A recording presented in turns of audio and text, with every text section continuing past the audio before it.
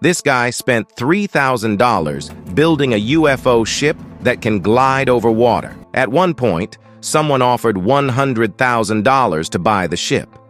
Let's take a look at how he made it. In fact, the process is quite simple, and you could even make one yourself at home. First, he drew 2 large concentric circles on the ground and divided them into 6 equal parts, which formed the basic framework of the UFO. Based on its size, the ship is enormous. After completing the frame, he began the actual construction. He took some steel pipes, welded them together, and used aluminum alloy strips to create a frame, which he secured at the center like a scraper. With this, the basic structure was done. Now comes the critical step. He filled the circle with sand, and as the scraper rotated, the sand was shaped into a perfect dome. To make it more durable, he poured cement over the sand and smoothed it out with the scraper. Once the cement hardened, he polished the surface and painted it purple, forming the mold for the UFO. But this was just the first step. Next, he started making the body of the ship. He chose fiberglass instead of carbon fiber or steel because fiberglass offers a good balance between strength and cost. After applying the fiberglass,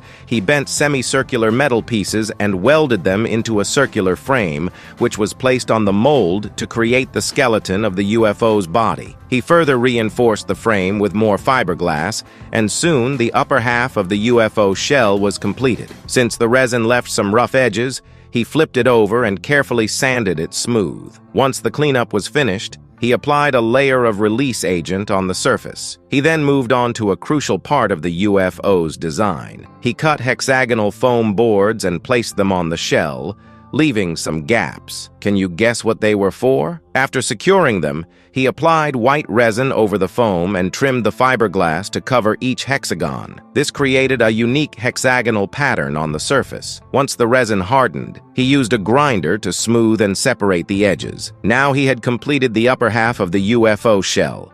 The lower half was made in a similar fashion, but it also included an engine compartment for the propulsion system. He filled the gaps with fiberglass and then installed the propeller and engine. After the engine was in place, he cut an opening in front of the propeller and painted the bottom with waterproof black paint. Finally, he assembled the upper and lower halves, forming the complete UFO shell. The hatch location was pre-designed, so they simply removed the panels. The hexagonal panels were also removed, as they were just templates for the windows. After cleaning up the window areas, he used a grinder to smooth the rough fiberglass edges. Once the exterior was done, he began focusing on polishing the surface. Next came the installation of the mechanical components and interior features.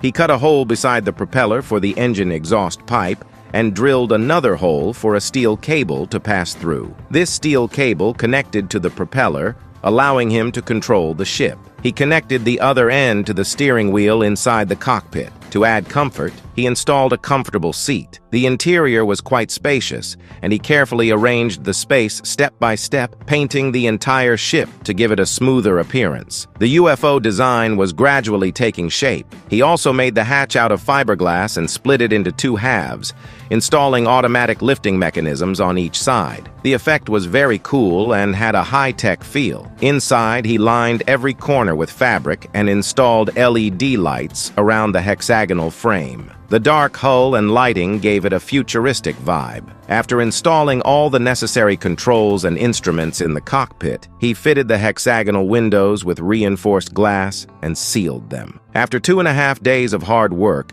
the UFO-like ship was finally completed, and it looked stunning. He couldn't wait to take it for a test run on a nearby river. The engine was very powerful, and the ship sped across the water effortlessly. Its streamlined design attracted attention from both sides of the river, and wherever it went, it was the center of focus. You have to admire this person's skill and creativity. If you owned such a ship, what would you want to do with it?